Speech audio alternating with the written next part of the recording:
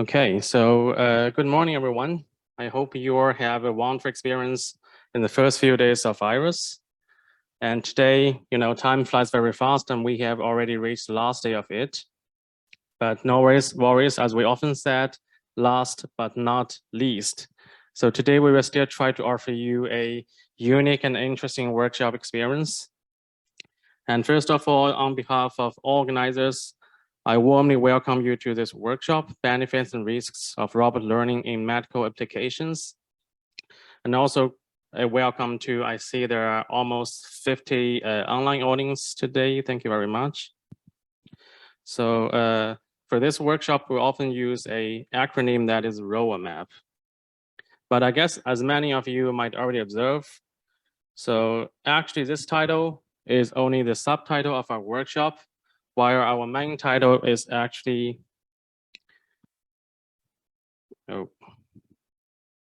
Panacea or Alchemy.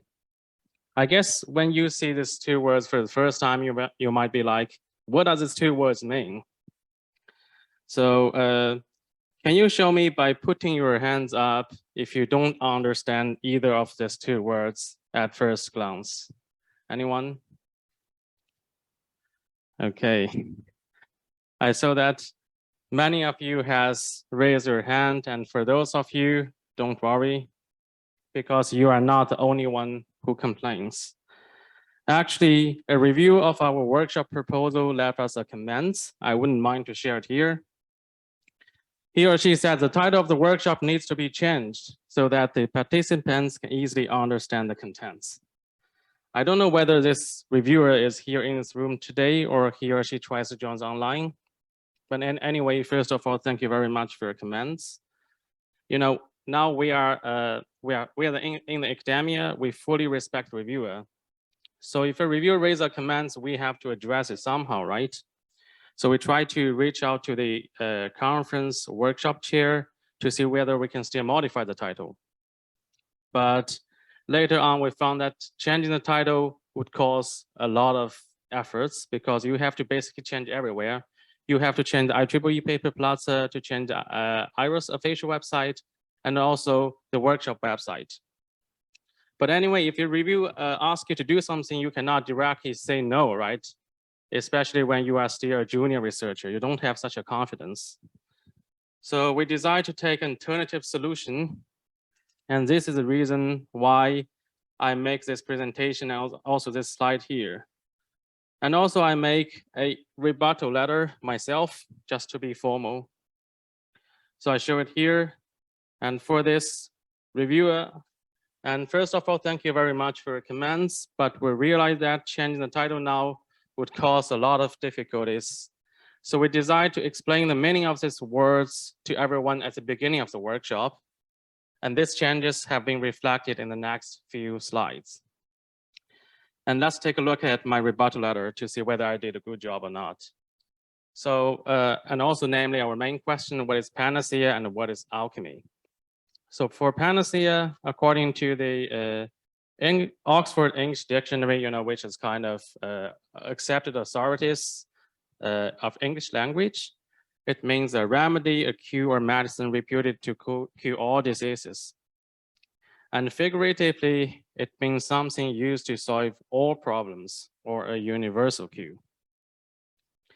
And actually, people has already used these two words in the context of machine learning. For example, this one, leveraging digital health and machine learning towards reducing suicide, from Panacea to practical tool. Or another one, machine learning, the Panacea for 5G complexities. But there are also some counterexamples, like this one, estimating students' proficiency, deep learning is not the Panacea. Okay, after we all know what is Panacea, then let's take a look at alchemy.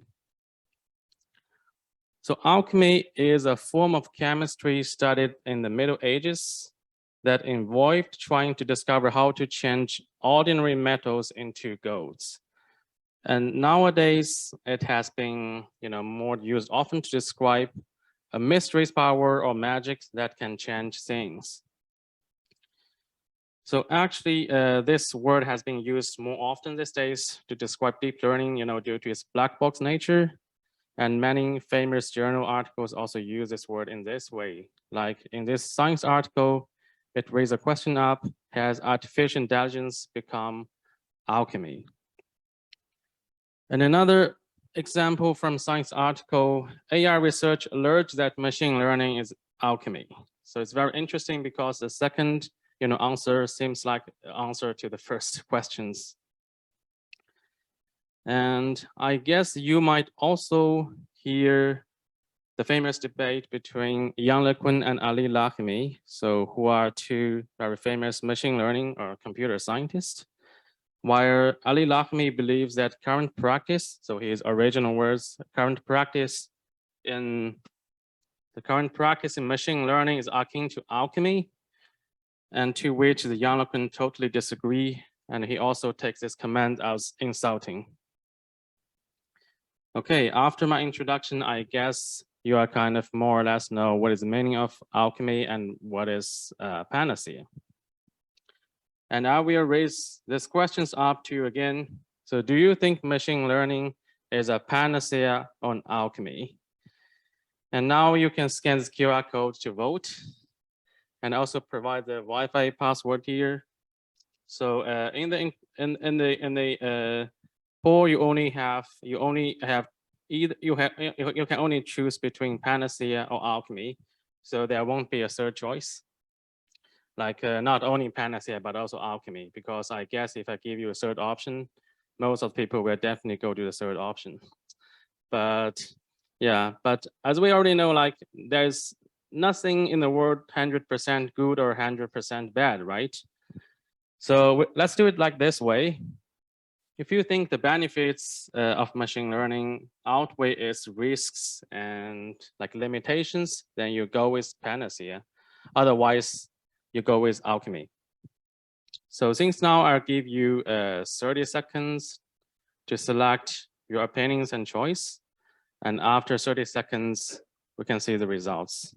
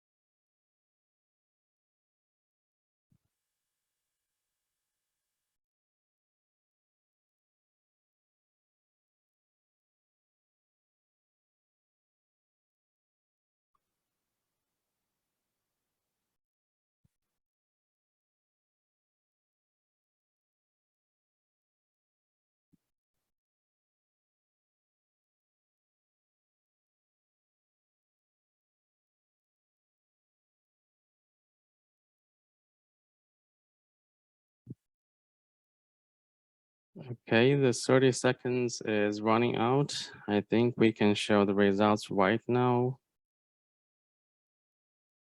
Oh, 64% compared to 36%. I love it because, our world needs different opinions.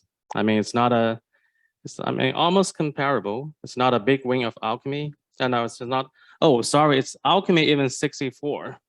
That is very surprised to me.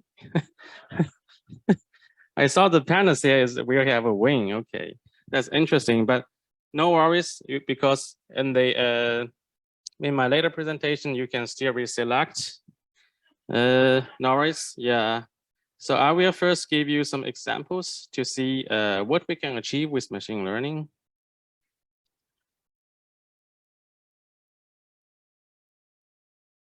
Yeah, so what we can achieve with machine learning.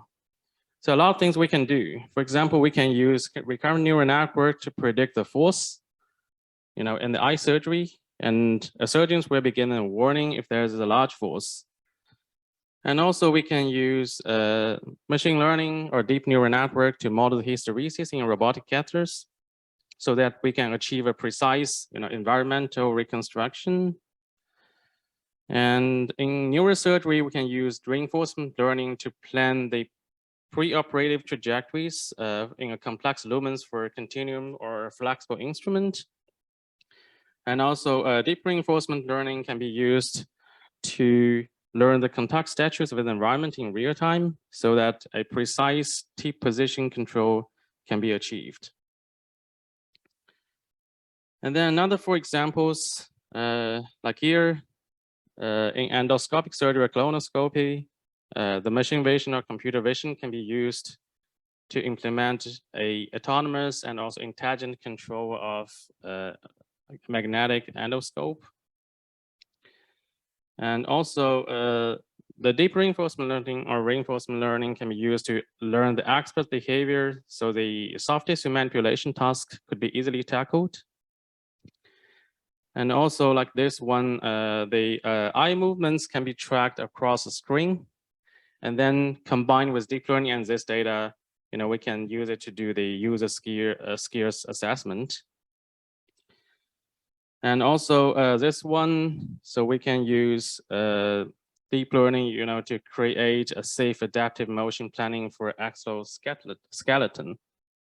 So basically with machine learning, we can do a lot of things. So now after I introduce a lot of applications of machine learning, I'm not sure whether you have changed your mind, because I think we need to save our, choice, the Panacea. So if you want to change your mind, you can scan this QR code to edit your selections.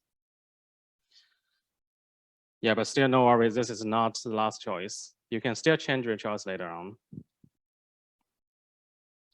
Yeah, but just now I show some applications, but still I show some another examples before we continue. Yeah, this is our first case. Sorry, I have to. Yeah, because sometimes you just don't need machine learning for that.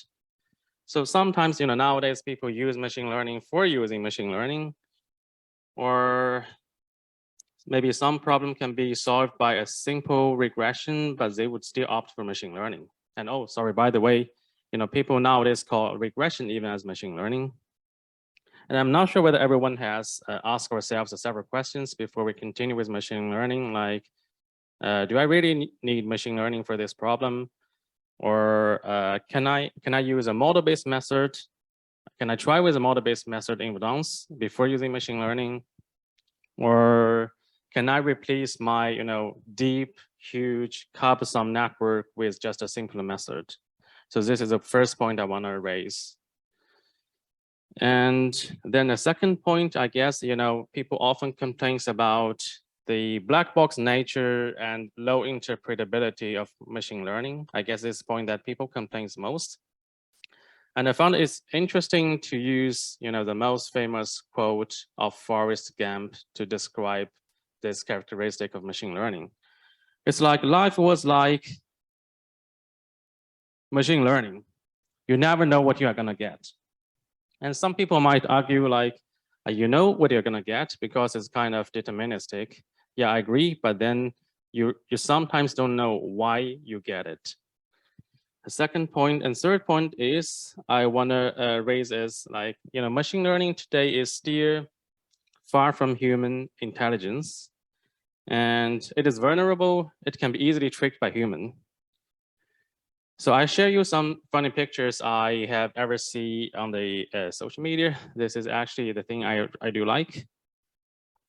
So for example, if you ask an AI engine to generate a figure like a salmon swim in the river, so what you actually expect is this, right?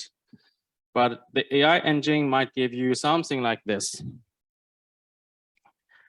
This is, yeah. And also the AI engine could also, identify maybe the longest call in the world.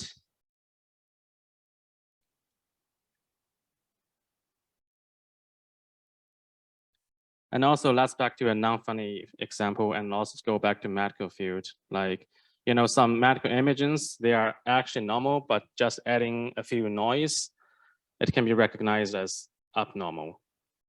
So yeah, these are some counter examples. And sorry, this question again, Panacea or Alchemy. So I guess this This, if I remember correctly, this is the last chance you can select. So if you still want to change your mind, you can scan the QR code and reselect. And I guess for these questions, I'm not able to answer you because I'm still a junior researcher, but I guess our incredible speakers today can answer you these questions. They might able to do it. And today we have in total 10 speakers. And I want to remind you that there are 2 poster sessions, both in the morning and in the afternoon. And one point I want to highlight is our panel discussion. We have 5 panelists, and this panel discussion will be moderated by Lars Fjell and Fashid Allenbergi, who are also the organizers of this workshop.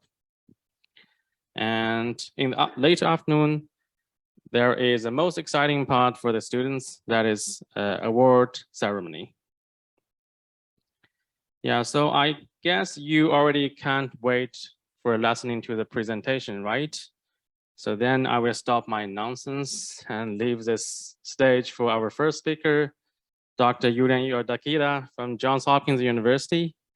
And his title is the AI-based technology for a safe robot assistant retinal surgery. Yeah, Julian, the stage is yours.